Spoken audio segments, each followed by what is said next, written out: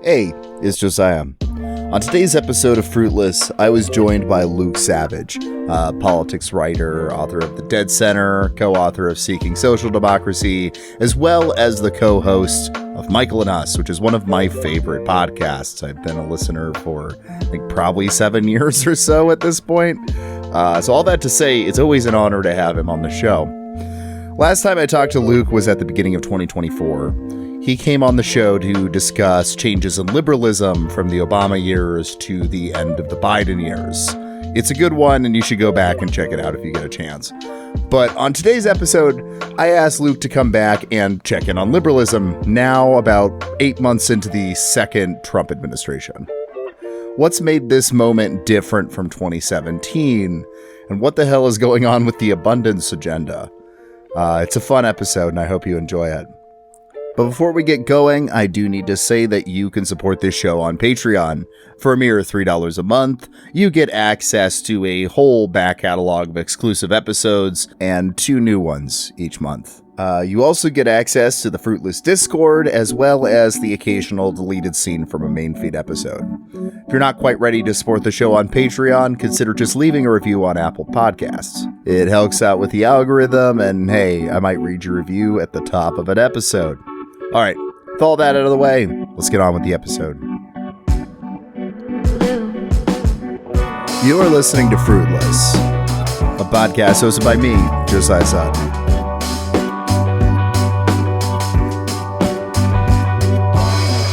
This is episode 68, Resistance 2.0, featuring Luke Savage.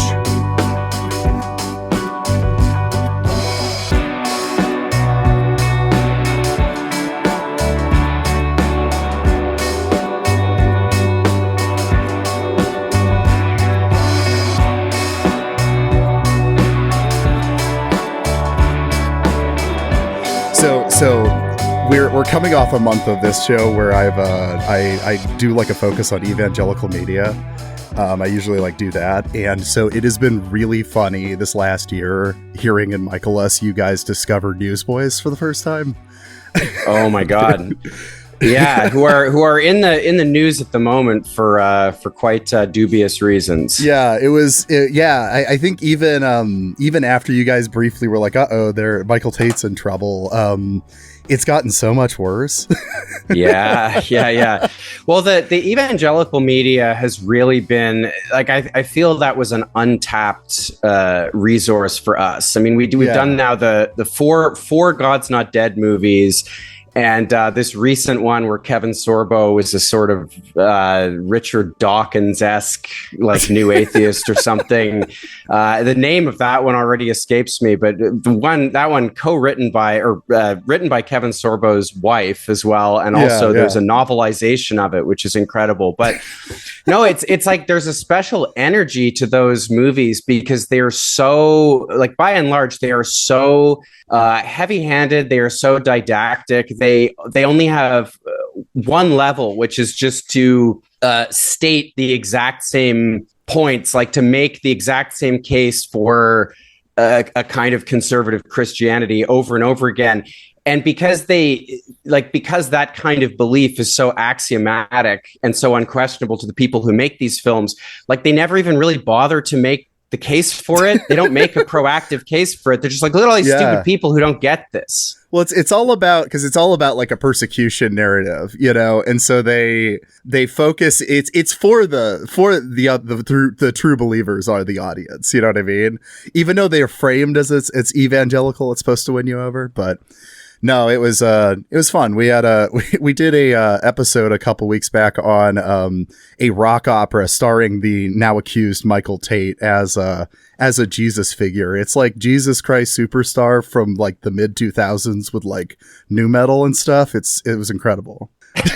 I mean, there's such a history to Newsboys. It's crazy. The world of evangelical rock is that is. Speaking of untapped resources, I haven't really ever dove into that, but I do remember from many years back the South Park episode about it. Which, as far as I can tell, based on the actual Christian rock I've heard, is not really exaggerating that much. Like there's just Christian heavy metal, but it's like, but it has the same politics as these movies. It's crazy. Yeah, it's crazy. It is. There's better and there's worse for sure, is like always what I end up coming back to, but it was a mess. I had a really fun time. I showed Tom O'Mahony from Lines Led by Donkeys just like a huge playlist of Christian rock from the 70s to present, and kind of mortified him. But no, we are not talking about evangelical Christianity today. We're just going to talk about kind of liberalism and the resistance. So welcome everybody to Fruitless. I'm joined today by Luke Savage. Hello, Luke. Hello, good to be back. Yeah, I kind of wanted to, I don't know. I go through a thing where I kind of experience politics in a really vibesy way. And so I want to bring on someone who knows stuff a little better and be like, is my reading of the vibes correctly? And so the last like year or so since Kamala lost the election there's been a real sense of like liberalism and what was like the resistance back in 2017, just kind of spinning their wheels a lot. I don't know. I guess like going back to the immediate aftermath of the election and the attempts of everybody to kind of diagnose what went wrong for the Democrats. I don't know. What do you think came out of that? Do you think that conversation was focusing on the right stuff, or? Well, I think that it was, just I guess to speak in the really, in the generalized language of vibes here. I mean, if you compare what happened after Trump's first election victory in 2016 to the kind of atmosphere that prevailed after his second, I think there are a lot of differences because Trump's first victory was such a shock, to everybody really, including I think many, including Trump and probably himself and many of his own supporters, voters, yeah. But to the Democratic establishment and to plenty of people on the left as well, it was a shock to everybody, and the way the liberal establishment and kind of liberal culture in general decided to respond to it was, the instinct was to be quite aggressive. It was, the vibe was, the sentiment was, we are in a state of exception. We have to take to the streets, et cetera, et cetera. And so, you saw there's the very large women's march protest. There were all the protests at airports and things like that against the Muslim ban. There was a real kind of burst of energy. I think some of that energy, was misdirected, or it wasn't really mobilized in a way that was conducive to it becoming any kind of more lasting or durable kind of resistance to Donald Trump. Regardless, lots of people were switched on. They were engaged, even if that was just watching, Mad Hour, watching MSNBC or something. And, the language of Democratic leaders themselves, I think, reflected this atmosphere. What we saw at the beginning of, after Trump's second inauguration was, I think, quite different. There were a few kind of reigning sentiments. One was the sentiment kind of stoked by the Kamala Harris campaign itself in the wake of their defeat, where they said, look, sorry, everybody, the whole country moved to the right. America is just an irredeemably conservative country. And there was this almost kind of giving up. Like instead of if in 2017, in January 2017, the message was, this isn't who we are. After Trump's second victory, it was, this is who we are actually, and there's nothing we can do about it. And out of that, you had people like James Carville basically, saying openly in places like the New York Times, we just don't do anything. Just, wait for 2 years. Trumpism will run out of gas. They will just embarrass themselves. Like, don't worry about it. I think there was and there has been an increasing divergence between Democratic elites and their base. You saw a lot of revulsion against that kind of argument from James Carville when there were the big debriefs or whatever about the election on places like Pod Save America. I think there were a lot of rank and file liberals who frankly didn't really like what they were hearing. They didn't like the excuses. They were kind of waiting to hear a message of just tell us how to resist, tell us how to fight back. And so, I think something else started to develop. You started to see people like Cory Booker has been quite insufferably at the vanguard of this. A feeling that, okay, well, what people want is some kind of stridency. Doesn't matter if it's kind of like very substanceless or whatever, very hollow. But so, we're going to do these kind of, grand speeches and stuff. And, they got very worked up about the looming defunding of U.S. aid and that kind of thing. That was the most worked up I'd seen, like Chris Murphy and Chuck Schumer and people like that for a long time. But I think, a year or so in now, or nearly a year or so in, I mean, we're faced with a dynamic that is unusual and I think is kind of unprecedented, at least in the entire, my own entire history of following American politics, because I think in spite of these attempts by Democratic elites to kind of get their base kind of riled up within kind of safe and narrow confines and that sort of thing, or to tell them just switch off and just wait a few years and things will be okay. All these tools that they've used, all these methods, I think they've historically used often quite effectively to kind of manage the Democratic base. They're not really working anymore. They're not working quite the same way. You've seen a kind of wider crack up in like liberal media, even if crack up is the right word. You've seen cable shows that are thoroughly mainstream start to ask pretty pointed questions about like, wait, so why are Trump's nominees just sort of getting approved, or like why are we voting to approve Trump's budgets, this kind of stuff. So I think that's kind of where we've ended up a year or so in, and it's certainly unusual, especially compared to what happened last time. I also think there's something to in the immediate aftermath of the election, Jeet here was kind of pushing this idea that there really isn't as much a left versus right divide in the U.S. as there is a pro versus anti-establishment divide, and whoever can take that mantle as anti-establishment tends to do well. So Democrats seem to be really incapable of taking that mantle well, and this throughout this year haven't been able to, when it's like at its most easy. You have like a government that's behaving in such a far right authoritarian way, it would be very easy to frame yourself as the anti-establishment, anti-authoritarian wing, and they seem to be failing at that really badly. Yeah, I mean, I think they're just not ideologically disposed to doing that sort of thing. They just fundamentally don't believe in it. And it's not that the right does believe in it. Trump is not in any meaningful sense. I mean, he's an anti-establishment figure, if by that we only mean the liberal establishment. But obviously, Trumpism is just, especially now, Trumpism is just the like normalcy for what the American right is now. So the idea that it's like still heterodox or it's transgressive in some way, or that it's rebelling against the establishment. Trump is a second-term Republican president. So that's just obviously doesn't hold water. But the right is much more adept at capturing like the language of populism they're much better at kind of cynically capitalizing on or weaponizing anti-establishment sentiment.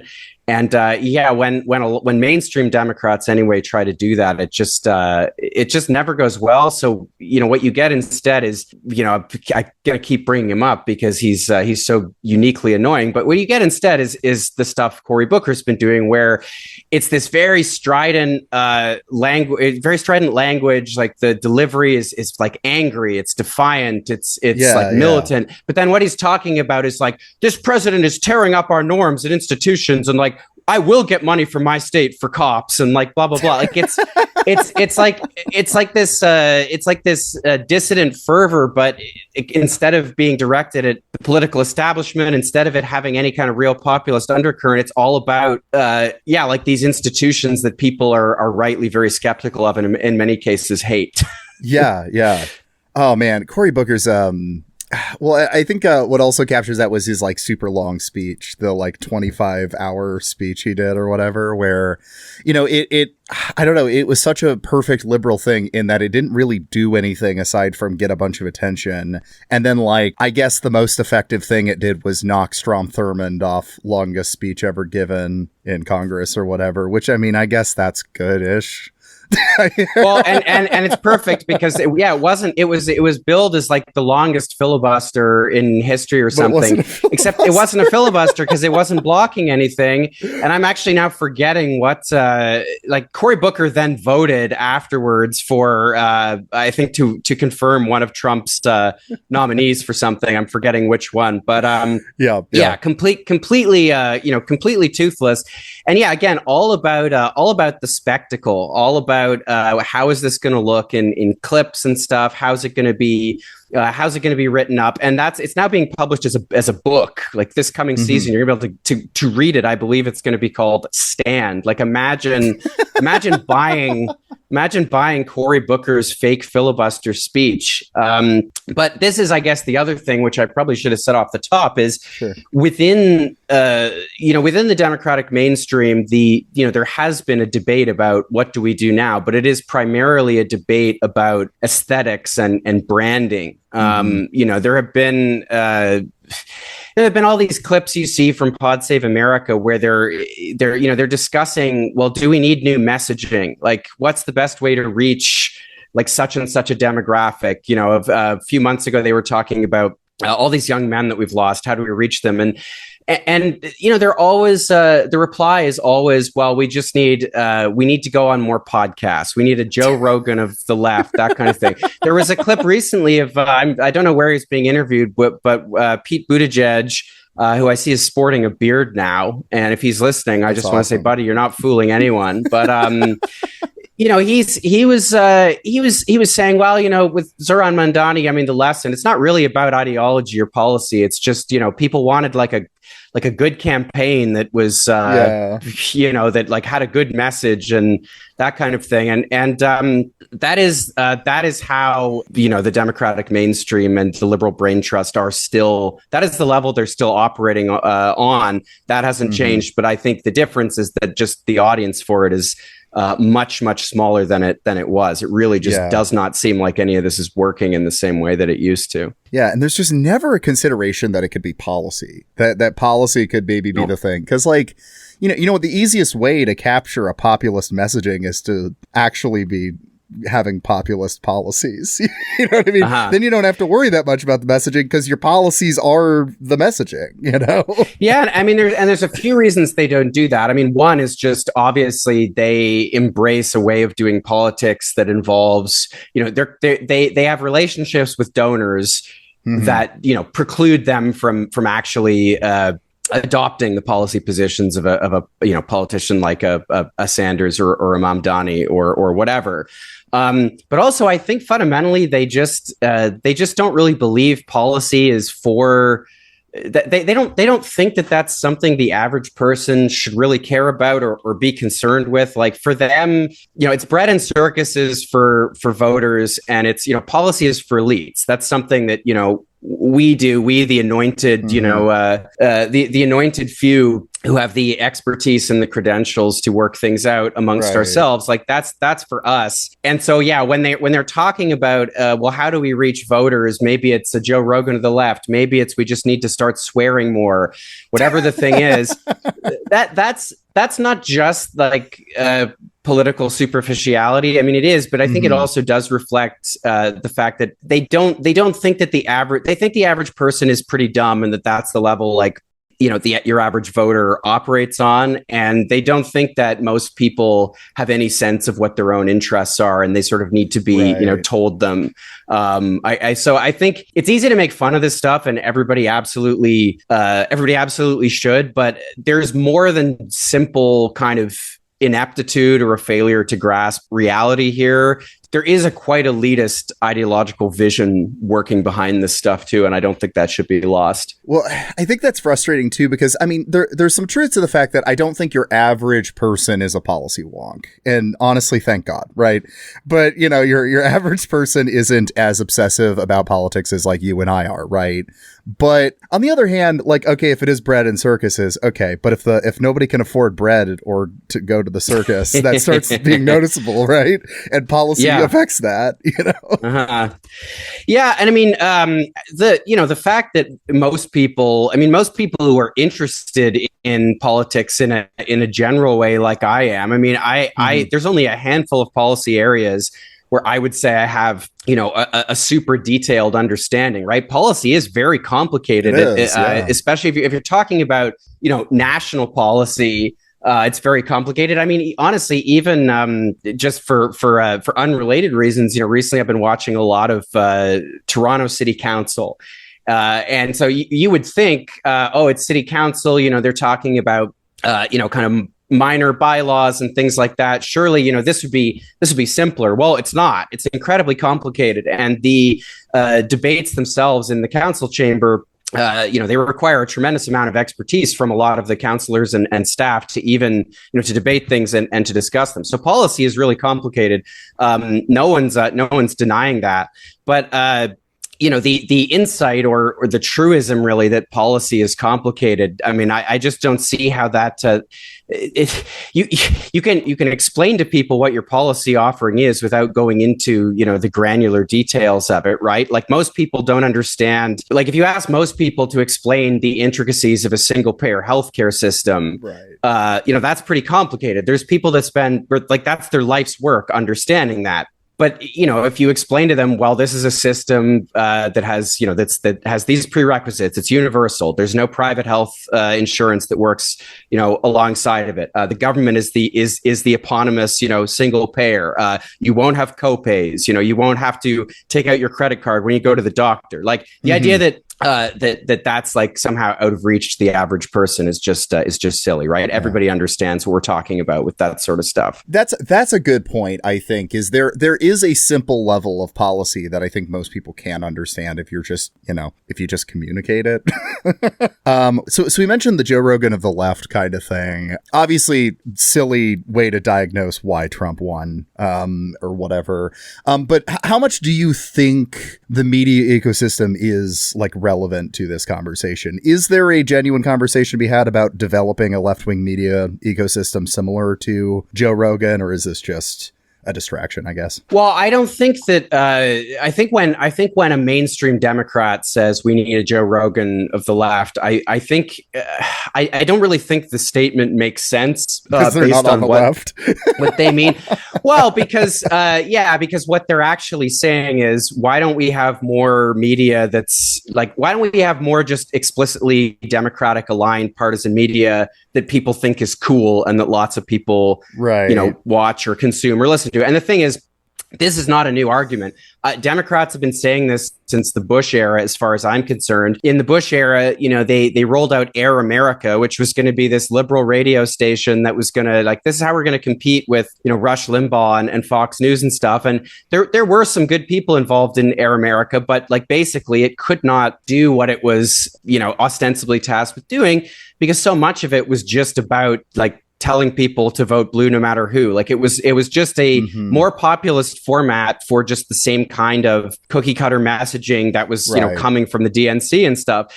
And so, like, if there really was a, like, assuming if we could humor the question, there really was a quote unquote like Democratic Joe Rogan, the Democratic Joe Rogan would just immediately start saying things that were not helpful to like the Democratic establishment and the DNC, and they would hate it. They would want to shut it down.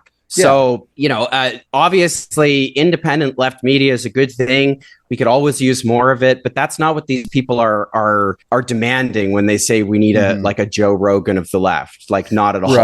Right. Yeah, absolutely. Because I mean, like, I don't know. I think they would prefer it to be like a Harry Sisson. Is that his name? You know, like someone like that who no one really thinks is cool. As like, I mean, I think realistically, if there is a Joe Rogan of the left, it would probably be someone like Hassan Piker, who they don't like, fucking hate him. And again, is that what they want? I don't think so, right? No. But I mean, that's also like that's the reason people like Joe Rogan and those right-wing podcasts is they don't necessarily constantly line up with the party line. They do more so now than they did in the past, but part of their audience was that they framed themselves as dummies asking questions. And I don't know. I think like if you want this media ecosystem, what you need to be okay with is people questioning the Democratic Party line, which they're just not happy with. They don't want. Absolutely. I mean, you could think of you watch a show like Breaking Points, for example, like main host Crystal Ball and Sagar and Jetty, and she's obviously on the populist left. He's on the right. And they basically are doing, I mean, it's very close to, just in terms of how it looks, a mainstream cable news format, except they're both interested in politics. They're both independently minded, and they're both willing to have conversations that are not shackled to any, particular partisan agenda or need to spin whatever's going on in the news that week. Around said partisan agenda. And, turns out, guess what? There's a huge audience for that. With, Joe Rogan or with, a show like, someone like Legs Friedman, someone like that, there are lots of kind of basically now anyway, right-coded, podcasts and YouTube shows that lots of people watch them who don't think of themselves as being on the right or being on the left either. They're just kind of curious, and they want to hear conversations that are happening, outside of this kind of, bipartisan bubble in which like a lot of the conversations you see on cable news or on kind of mainstream podcasts play out. And look, I'm not going to sit here and say that those shows are are always like tremendously insightful. I think some of the shit I've seen Lex Friedman say on his show or like tweet is just like the most boneheaded bird brand shit imaginable.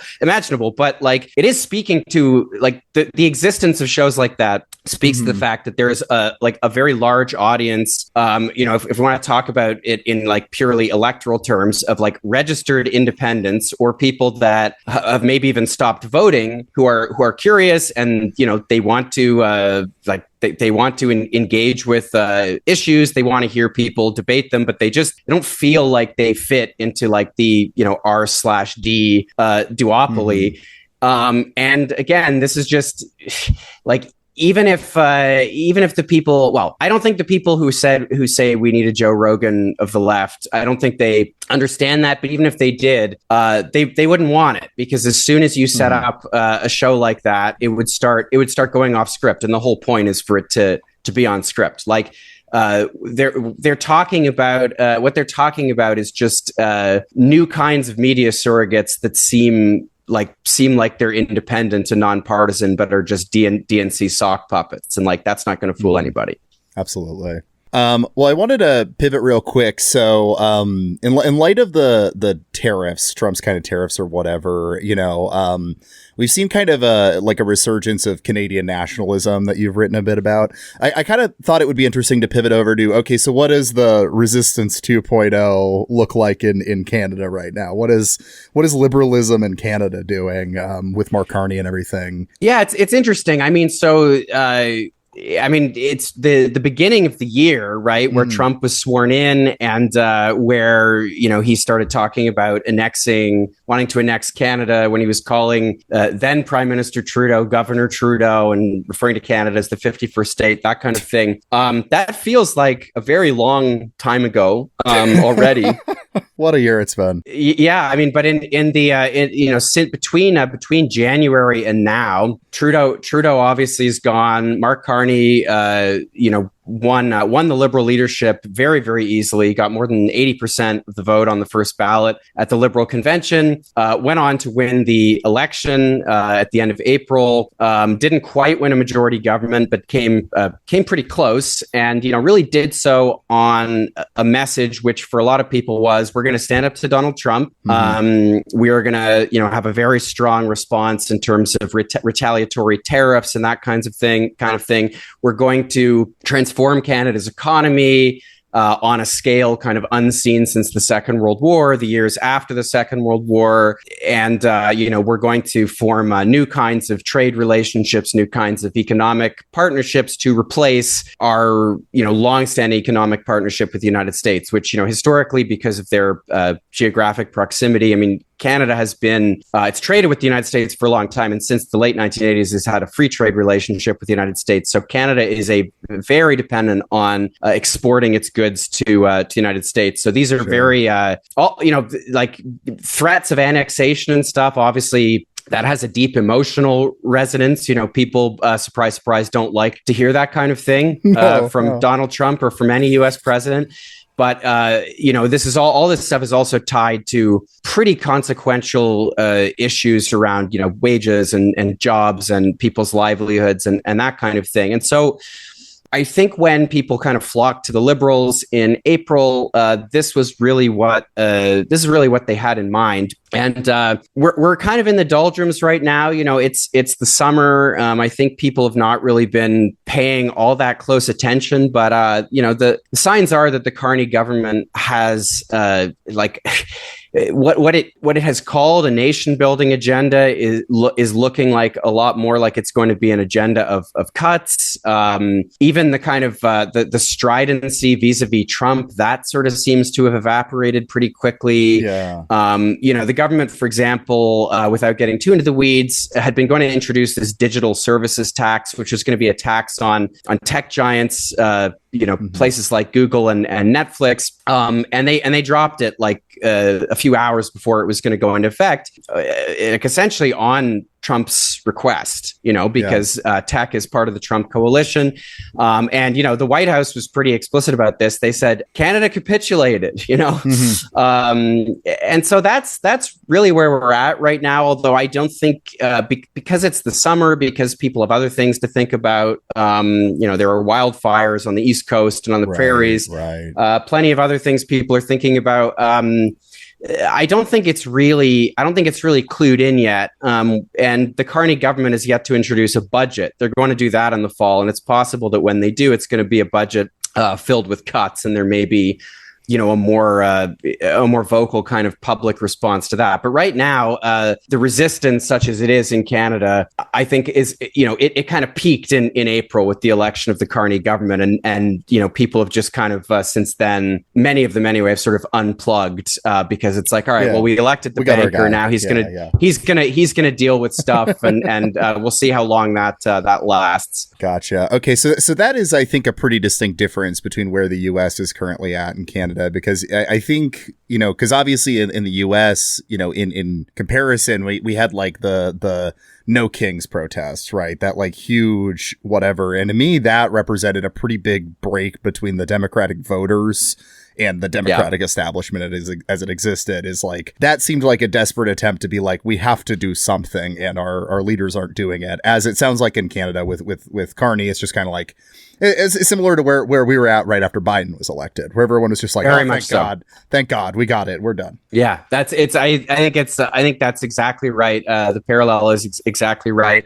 If there's kind of a breakdown in the deference culture in the United States, I feel like deference culture in Canada has kind of reasserted itself around the Carney government. In many ways, just the election of a figure like Carney, the ascendance of a figure like Carney, who is just a quintessentially managerial figure. Even in debates, even in TV debates where he was, ostensibly arguing with political opponents, his style is very, very he's very managerial. He talks even in debates like he's kind of chairing a board meeting. So someone criticizes him for something, and then he kind of responds by almost, even if superficially, sort of incorporating a part of their point into what he's himself saying. So it's a really, like, it's the opposite of a populist style. And given the moment Canada was in, this very anxious moment, it really resonated. I suppose it's also worth mentioning that the Conservatives for years in Canada looked like they were going to win a huge victory in the election. And they were, they're very much anchored on the right these days. And so,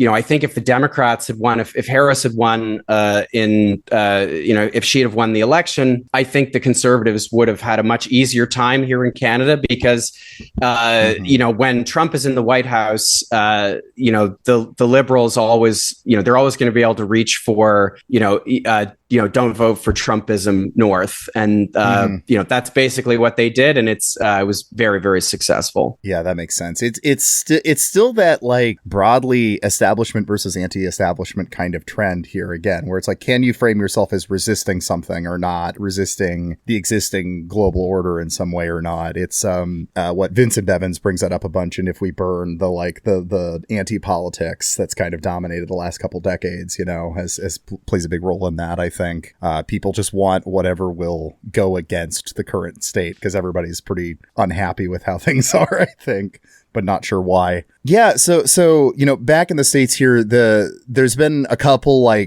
think, big issues for me. I think I've seen that have started to pull the Democratic voters away from the Democratic Party even more.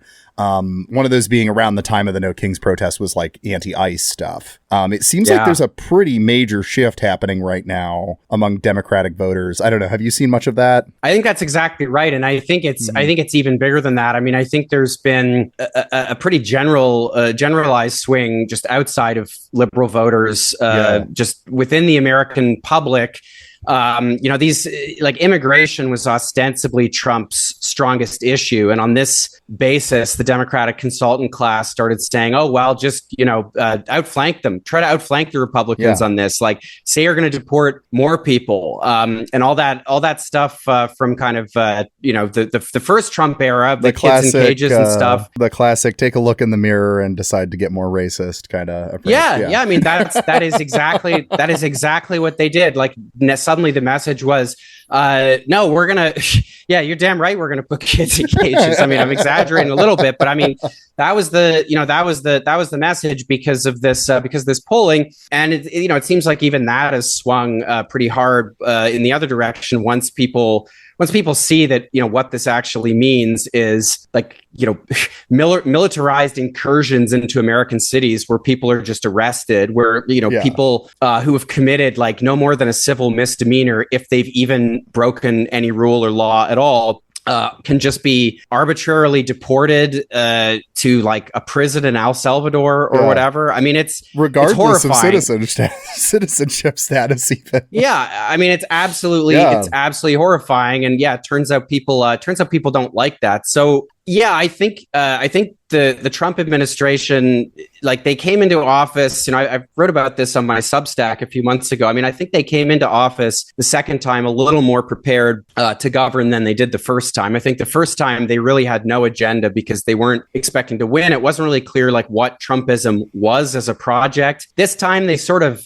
at least partly solved that problem. They had Project 2025. They had they had a policy agenda ready to go, a pretty radical and dangerous policy agenda, but it doesn't really seem like they solved other more basic issues. I think one was personnel. So do they actually have the logistical muscle to carry out some of this stuff? And in the first few months of Trump's second term, when they were sort of it's 11 a.m. Oh, we're defunding Medicaid, 2 p.m. Oh, whoops. No, that was a mistake. We didn't actually mean to do that. There were a lot of elementary errors like that. But the other thing that they don't seem to have prepared for, or maybe they just don't care, I'm not sure, is after once you're outside of the campaign, once it's no longer election season and you're actually trying to govern, how do you create Democratic or populist buy-in for all of this heinous stuff that you're doing? And they don't seem to have been they don't seem to have really, they're not paying attention to that. Trump's approval ratings have plummeted. There's even this immigration issue where they were supposedly, this was where their armor was the thickest, and the Democrats were in full retreat, if not trying to outflank them. They don't seem to have been able to establish any kind of real populist sheen around any of this stuff. Same with the tariffs, right? Where they're basically asking people please endure just months and months of economic uncertainty. We're not even going to explain what the justification for this is. It might cost you your job. It might, it might make the cost of, the food you're buying or whatever other essentials you're buying, it might make them go up. We're not really going to explain this to you, but just like trust us. And now they're, as we saw last week, they're now in a position where when they get bad job numbers, they have to be like, oh, well, the job numbers are just fake, and we're just firing the person who reports the job numbers. So I think that the second Trump term is, I'm sure, going to yield plenty more horrors. It's going to do a lot more damage. But I think that the peak of it as something that was going to potentially establish a new kind of right-wing consensus with kind of a durable hegemony attached to it, and kind of a certain buy-in from at least a part of the electorate. I think the window for that is kind of past, and it will grow increasingly unpopular. And really, the question is just kind of how they respond to that, and whether the way they respond to that is to become even more terrifying in the things that they do and say. Right. Yeah, I think there's been a lot of them overplaying their hand, I think in part because of Trump winning the popular vote. And so they kind of took that as a Democratic mandate to do whatever they wanted, which hasn't been the took case. It, by the way, sorry to interrupt you, but they received that in the same way that they processed that fact, in the same way the Democratic leadership did. Absolutely. Because Trump losing the popular vote in 2016, you were able to say on the basis of that, not inaccurately, in one sense anyway, like, this isn't who we are. Like, a majority of people didn't vote for this.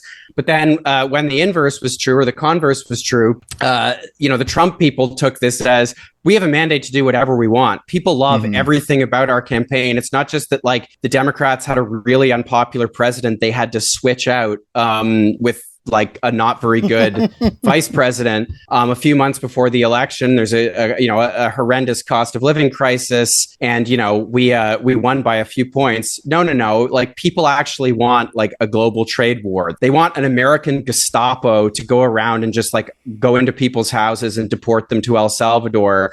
And a lot of the Democratic leadership seemed to kind of receive it the same way. They're like, oh yeah, Trump won the popular vote, so I guess this is just a majority of what Americans want, and we shouldn't resist it at all. And of course, none of that was true. Yeah, absolutely. Well, I think what was even more confounding was a lot of the stuff with Iran, because like with the ICE stuff and the immigration stuff, they were campaigning on that. So I like understand why they would, believe we have the mandate to pull this off.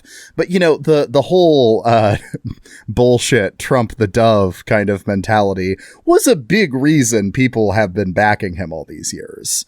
Oh, yeah. And so immediately getting involved with Iran and getting us really fucking close to war with Iran again, or like, we're always at the verge of it feels like. But yeah, I don't know. It felt like it went against what people wanted out of them. And I think that would have been an opportunity for the Democrats to do something. But because they also want to go to war with Iran, they didn't really get anywhere with that. Yeah, I mean, I think something like a week before, 10 days before, what do we call it? But before Israel and America went to war with Iran, for like a Chuck week. Chuck Schumer was releasing statements about how Taco Trump is taking his eye off the ball, i.e. like Iran and stuff. I mean, so no, they were not in a position to. Iran, yeah. But I mean, yeah, when it comes to anything to do with foreign policy, there's, I think, almost inevitably going to be a bigger divide between the leaderships of both parties and the electorate, because foreign policy is just like, historically, it's been something where I think both at the level of policy and at the level of narrative, like political elites just tend to kind of like do their own thing. Like, America's foreign policy, practically speaking, has even less to do with public opinion historically than like domestic policy does. And I think, you see that when it comes to Iran, Gaza, many other things. Yeah, absolutely.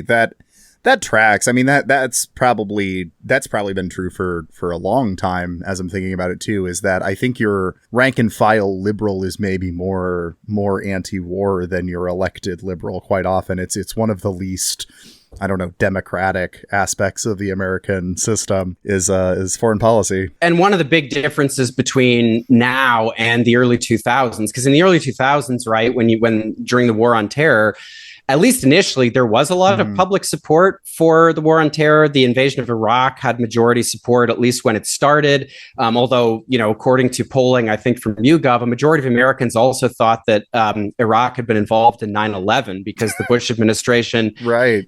Heavily suggested that that's what this was about. And what we've seen since then, and I mean, the extent to which all of that has what we're seeing now follows from all of that. I mean, that could be debated in detail, but there is a lot of fatigue with that stuff. I think there's a lot less zeal among the public for war.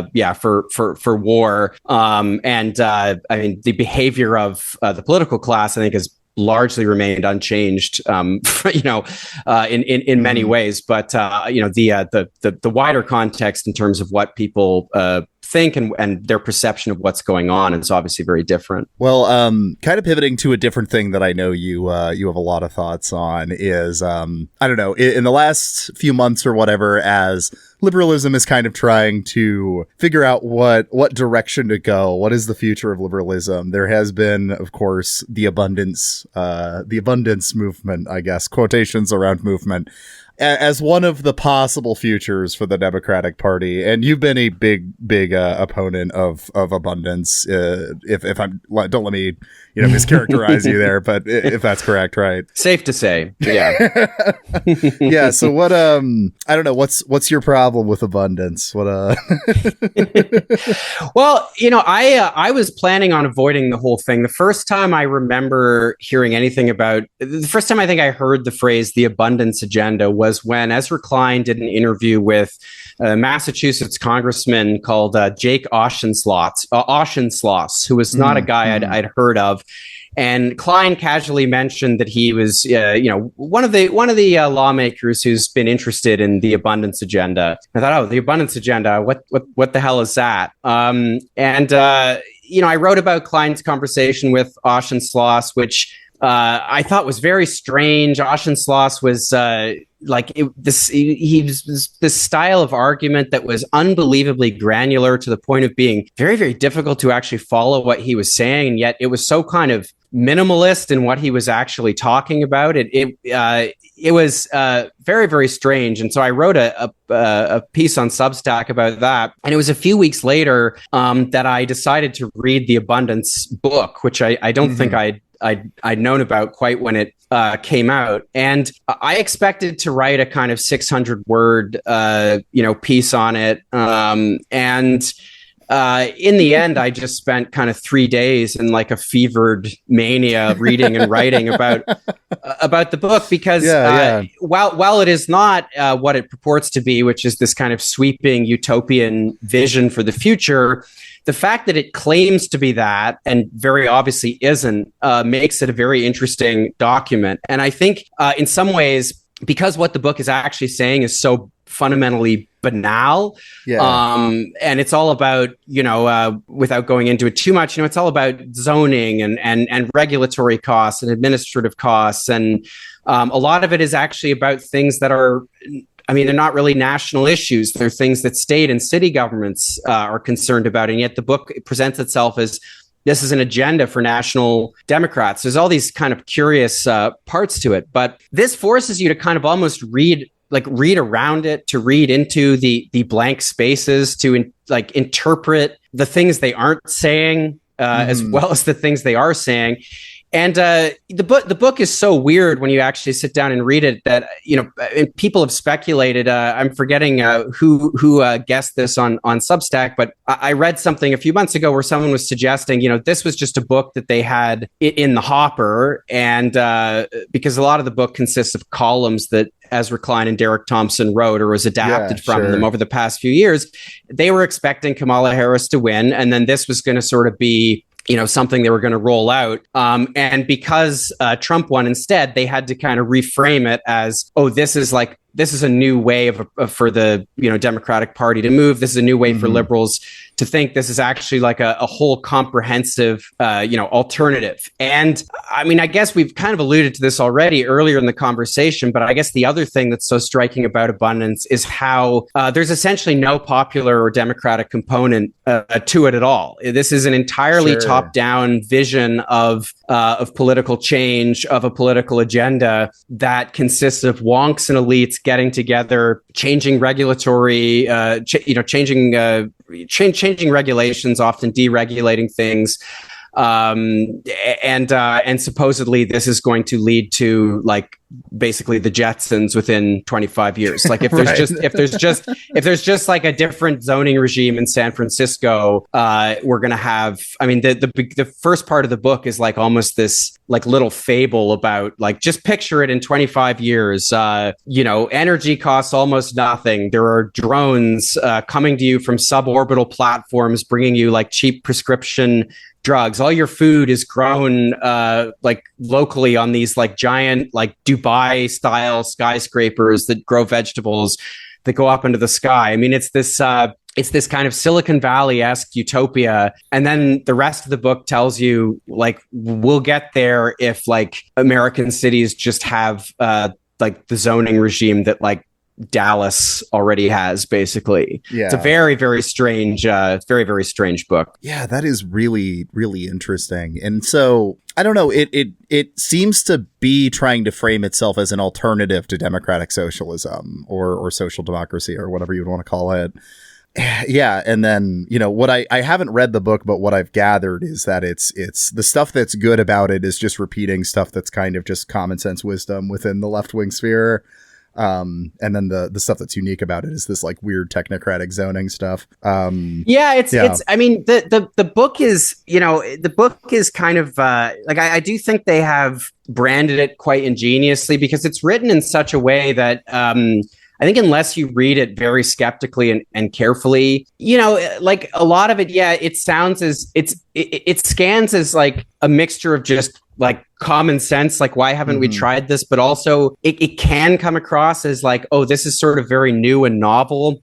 It's not the register at which it's pitched is not the register of like 1990s, like Atari Democrats, Clintonite liberalism, even though I think I would argue it's very much within the tradition, but basically within the sort of neoliberal Democrat tradition. But that's not how it's pitched. And so, if you read it and you're sort of predisposed to liking it or taking it seriously, they don't really tell you like, here's what we think about the state, or here's what we really think about redistribution. And because there's all this blank space, I think that's allowed the authors to a certain extent and the proponents of the book to kind of say like to critics on the left, like, oh, you're just not reading this properly, or you're just missing something, or like actually this book would that they're arguing for the greatest expansion of the American state since the New Deal or something like that. And so that's also been very good for selling books, because if you can create discourse about a book, you're creating buzz about it. And there's been so much discourse and meta discourse around around abundance. Yeah. I mean, that was kind of why, I think I reached out to you initially about that piece you did with abundance, and I kind of was like, that'll just be a part of this episode because I've gotten really sick of it being the discourse. But it is still, I think, interesting, especially, I don't know, this is, again, a very vibes thing, but I almost even sense the authors don't fully agree between the two of them, Ezra Klein and Derek Thompson. And that was kind of a thing that took me off guard, because I'm not super familiar with Derek Thompson, but I did read one of his books like years back and really liked it. So I was kind of confused that he'd moved into this, because I thought of him more in the tech world, and not as much in that, because his book Hitmakers, about like how virality works on social media, was I liked it, at least at the time. It was years back, so maybe I would come at it with a different lens now, but I thought it was pretty effective at talking about that. So then I was kind of, confused that he'd pivoted to talking about housing or zoning and stuff like that. Yeah. I mean, there is a kind of science, tech, innovation component to abundance, because they spend part of the second half making an argument. They sort of make a version of the argument they make about zoning around science and tech and innovation. They're saying those things are being inhibited by excessive regulations, excessive regulatory costs, and actually pretty hilariously, and this is among other things, evidence for the hypothesis that they kind of had this book ready to go, and then they kind of had to pivot a little bit. But partway through, I mean, they praise Elon Musk as an example of this is what like a healthy approach to kind of science and innovation looks like. Get the government out of the business of trying to innovate, like just give money to, like, through grants and other things to I don't know, alpha geniuses who will invent things. And actually, I've got the quote in front of me here. They write, Musk has become a lightning rod in debates over whether technological progress comes from public policy or private ingenuity, but he is a walking advertisement for what public will and private genius can unlock when they work together.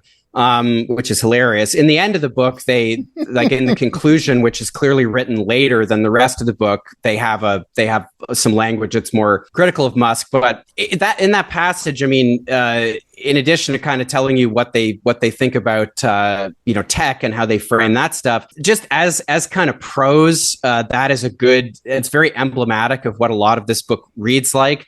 They're constantly very inspirational. Exactly. It's like, oh, well, you've heard that, you might have heard that innovation comes from the public sector, or you might have heard that it comes from private genius. Well, what if we told you it's actually both and you don't have to choose?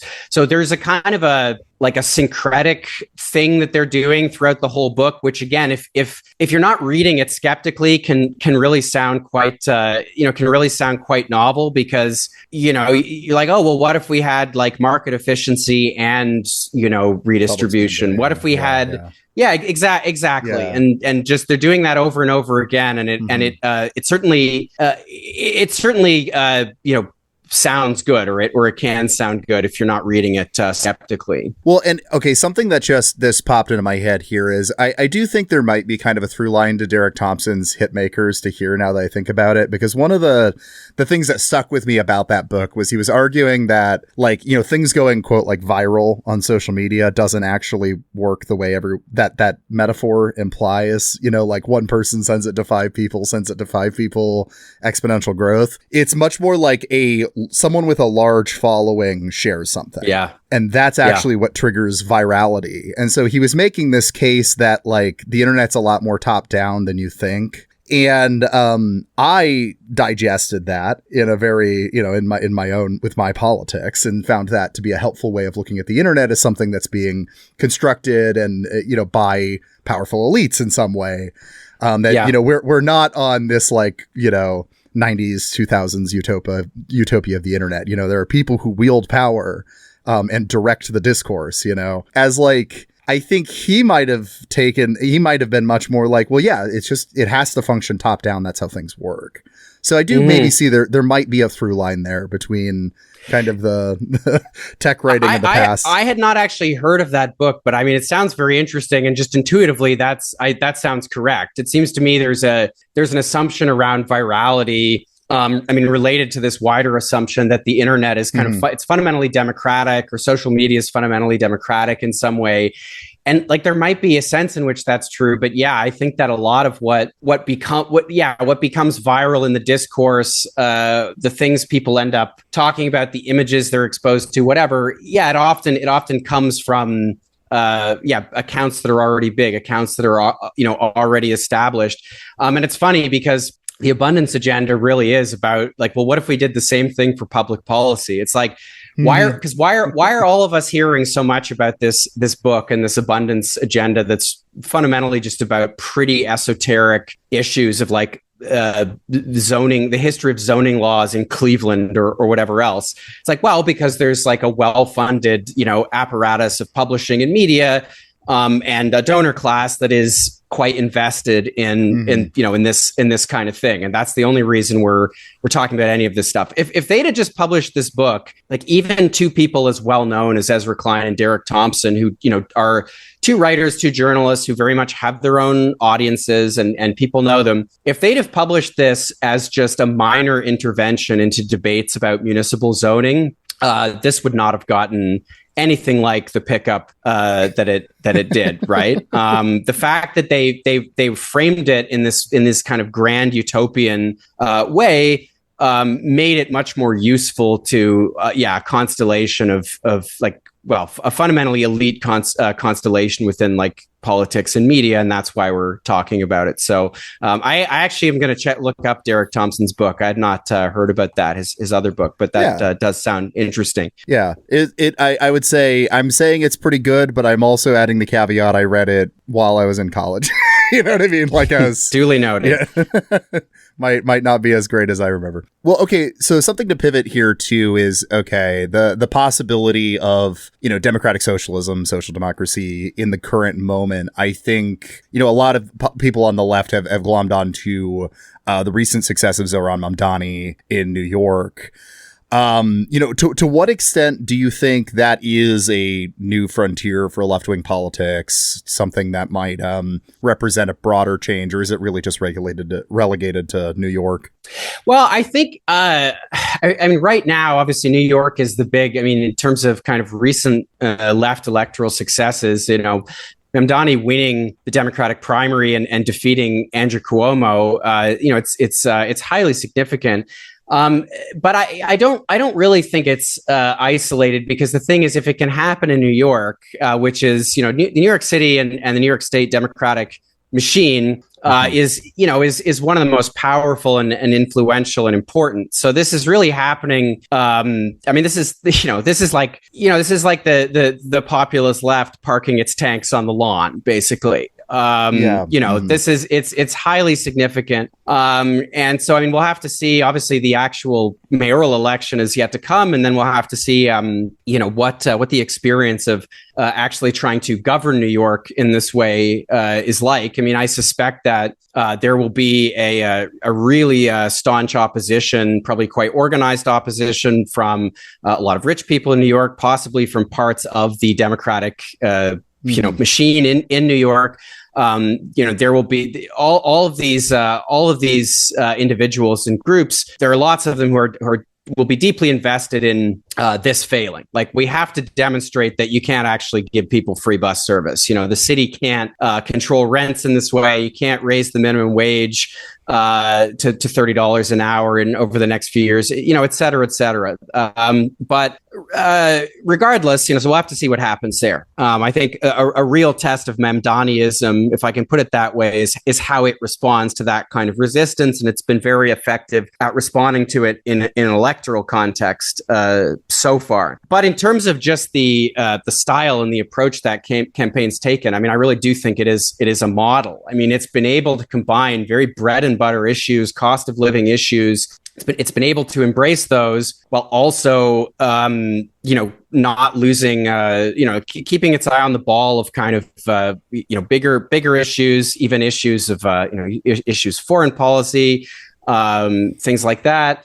And, in running a kind of populist left campaign, it's also, I think, understood something very powerful about, people need something to believe in. Politics can't just be transactional. Like, even if you are promising people, vote for us and we're going to bring you free bus service, like, there has to be another, to actually mobilize people and get people invested in a durable way, there has to be another component. And I think that's something that he and his people have really understood, which, if we think back to the beginning of our conversation, Democratic elites they cannot understand this. And even if they could, they don't want it. They reject it. They see large numbers of people getting behind a campaign like this, and they think that's scary. Like, that's scary and bad. Large numbers of people being politically switched on is scary and bad. And same goes for the Bernie Sanders anti-oligarchy tour. They see that and they think this is really scary and bad. This needs to stop. Not like a large potential voting bloc that could maybe be mobilized. Uh-huh. Yeah, and I mean, you do see this in like the really strange, hesitance of Democrats to endorse Zoran. Like this real like I don't know, putting the lie to the what everyone I think on the left knew was a lie of the vote blue no matter who attitude. It was always about voting for centrist. It was never actually like. It was never, okay, we're going to suck it up and vote for a socialist if a socialist ends up winning as a Democrat, right? Although we have finally seen some people moving on it. I see like Warren endorsed him, a few others. But I mean, am I correct in saying Chuck Schumer still hasn't? Or did he give like a tepid one or something? I don't remember. If he has, I haven't seen it. I mean, I'd be very surprised. I mean, to a certain extent, yeah, I mean, this is very tied into like donor relationships in somewhere like New York City, right? Like Mamdani is directly opposed to a lot of the financial interests, Wall Street, other things like that. Obviously, AIPAC is a factor here as well. And if you're Chuck Schumer, if you're Kirsten Gillibrand, if you're Hakeem Jeffries, those you're not going to break with those donors, right? Like, or if you are, it's going to be in a very cosmetic and superficial kind of way. So it's fascinating. We've never really been here before. It's fascinating to see these people put in a position where they are forced to, as they see it, not endorse the Democratic nominee for for mayor of New York City. It's pretty extraordinary. There's also another interesting aspect of Zoran has been his relationship with the abundance stuff too. Like he, I think out of a kind of a smart political move in acknowledging, I think he probably realizes that abundance is kind of a Rorschach test, as we've been describing here, since it doesn't really have a completely coherent thought. So it's pretty easy to just be like, sure, whatever, I'm an abundance guy. I'm for building housing. I believe in abundant housing, right? I believe in abundant public goods. Yeah, why not? Yeah, whatever. Seems like that's pretty smart politically, I think, to just be like, sure, whatever, win over the technocrats. Well, and it's kind of amazing because I've seen Derek Thompson on Twitter. I'm not sure about Klein, but I've seen Derek Thompson kind of post favorably about Zoran, things Mamdani has said. Yeah. And I think that's kind of extraordinary. It does really speak to how amorphous the whole abundance phenomenon is, because I haven't even really talked about this yet, but in addition to the book and the meme, if you want, that Ezra Klein and Derek Thompson have helped create. I mean, you also have all these sort of abundance think tanks that are sponsored by Third Way, by all these dark money groups. It's not that they're entirely distinct. I mean, they're very much seizing upon the whole abundance book and everything, but they are much more explicit that we are trying to win a factional battle within the Democratic Party. Yeah. And so all of this is so amorphous because you have all these groups and donors that are just, they represent the neoliberal base of Democratic donor class and Democratic elites. But then also, you have one of the authors of this book sort of being like, oh yeah, Mamdani is an abundance guy. Sure. I like that. Build housing. That's good. Yeah. I think Zoran is what kind of started to clue me into there being a divide between Klein and Thompson a bit, because Klein was much more hesitant to say anything supportive of Zoran, to my knowledge. I don't know if he switched on that, but yeah, but I do think the Zoran stuff isn't completely relegated to New York as well, because of the success of Omar Fateh in Minneapolis. We'll see if he wins, of course, the election, but with the primary, he did pretty well, and I think Omar is the kind of candidate it didn't seem like you really could run, in the past. So I don't know. I do think there's kind of some stuff that's shifting here. I think around Palestine as well. We mentioned that earlier, but I do think that's playing a bigger role in all this than I think a lot of Democrats realize. I think the moment I was like, oh, Zoran's going to win was that New York election where he was the only one who didn't say, I'm not going to go to Israel. Yeah. And I think that had bigger impact than people realize, Yeah, no, I think that's true. I think even I was surprised by how salient that issue seems to have been in the context of that campaign. I mean, I don't think it was the only issue, but I mean, I think also the fact that there's this, you have like a mayoral debate where, like, in theory, you're there to talk about like, well, people's rents are too high, and like these very immediate things that people are facing in their day-to-day lives, and then you like have an entire segment. It was, at least I think I watched all of the TV debates, and you had one where there was like just an entire segment. It's like, okay, this is the Israel segment now of the of the New York mayoral Democratic primary debate. Like, really, that's what we're doing. And so, I think people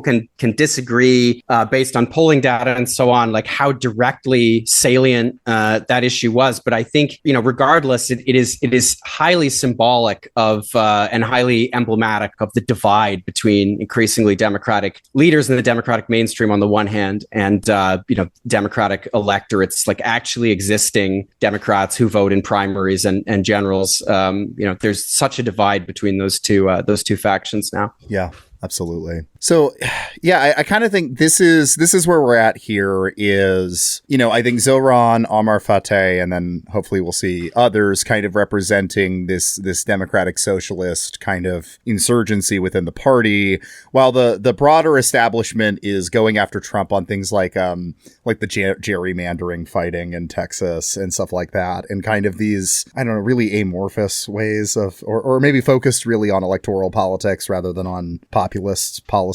economic populism, whatever. So I don't know. I guess, like, kind of moving toward wrapping up here, what do we think? Who do you think is going to win? In a kind of grander sense, you mean? Okay, I mean, obviously, arc of history bending toward justice or whatever, but maybe in the next few years. If we're talking about the debate within the Democratic Party itself, I mean, I don't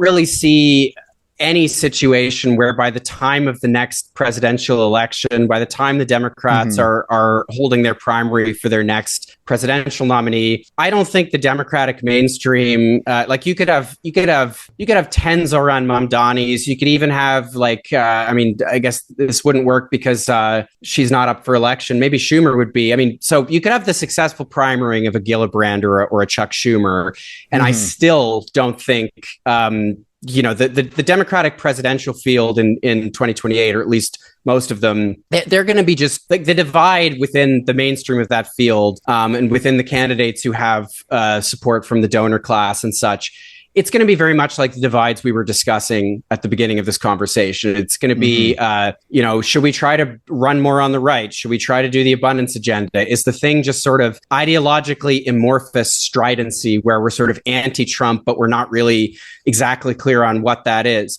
I think that's where things will be in 2028. But, as we've been discussing, that might be where they are, where things are at among certain kinds of elites. But I think there is clearly going to be an appetite for something much different. And so my question would be then, how is that going to be represented possibly in the presidential field? Are there going to be more opportunities to, primary U.S. senators, to primary members of Congress? I do think, hopefully, I mean, right now it's going to take a lot of work and a lot of organizing, which, the victories in the victory in New York has been, didn't come out of the blue, right? It's DSA, Working Families Party, and plenty of others done, a decade plus work to bring things to a point where in this very specific confluence of circumstances, they were able to win and to defeat Andrew Cuomo. But so the question is, right now the ground feels very fertile for lots more victories like that, and for a kind of wider reckoning with the Democratic establishment, whether that's at the presidential level or lower down the chain. I guess we'll see what comes. I think, but I think the seeds of that are certainly quite visible at the moment. And I don't think the ground has really ever been this fertile for some kind of insurgency. I hate to use the phrase Tea Party of the left, because it's been kind of overused and worn down to the point of cliche. But I do think the ground is pretty favorable right now for something like that. So not a guarantee, but more like a lot of opportunities, it seems, are that's right. emerging. And that's right. And I think another thing I'd say is that I think a lot of us have been sort of trained by the two Bernie Sanders presidential campaigns to think of presidential politics and presidential primaries as like this is the apex of political struggle, at least electoral political struggle. And that might be true if you have the right candidate, if you have a candidate like Bernie Sanders, but I think Bernie himself fully understood that this is kind of an attempt to short circuit things, by winning at the top, and it's a kind of an imperfect method. It's like. You win the Democratic primary, you win the general, and then if you're a President Bernie Sanders, you're kind of forced for the majority of your term to use executive power as creatively as you can to get things done and hopefully catalyze wider political change. But that was always going to be imperfect, and so if there is people should absolutely work for and get invested in a left presidential candidate if there's a good one, but people should also not be putting all their eggs in that basket. There's a lot of other important fights to be had. And we've seen in the case of New York, how hugely consequential it can be, not just locally, but nationally, and even to a certain extent internationally, if you can win in a context like that, even if it's a local one. Right. Absolutely. Maybe it's that direction of being more bottom up about socialist politics, I think, is going to be long-term better. I think a lot of the opportunities in 26 to primary a lot of these established Democrats will be a pretty important moment. I think in some sense, 2026 is maybe actually the most important election of my lifetime. the much misused phrase. But yeah, I mean, because this is kind of the moment where we could maybe capture some aspect of the party or whatever. So, well, thank you so much for joining today. This has been great. Is there anything you want to plug or whatever at the end? Yeah, well, thanks for having me. It's good to talk again. I guess in terms of plugs, I mean, people can listen to my podcast, Michael and Us, patreon.com/Michael and Us. If you want to check that out. And as I think I've alluded to a few times in the conversation already, I did start a Substack earlier this year. Been having a lot of fun there. Been publishing most weeks anyway, 2 original pieces. I've written a lot about a lot of the things that we've been talking about. So people can find me there at lukewsavage.com. Are you still at Jacobin? I still write for Jacobin. You can find my columns there occasionally, but I'm not on staff anymore. So I'm writing for kind of a wider array of publications. And you can, follow me on Twitter as well, I guess. The artist formerly known as Twitter. That's at Luke W. Savage. And I put everything I write there. So perfect. Yes. And yes, definitely listen to Michael and Us. More and more are saying it is the Joe Rogan of the left. People are saying it. I've been hearing this. Hey, thank you so much for listening to today's episode. If you like what you heard, make sure to leave a review on Apple Podcasts. It helps out with the algorithm.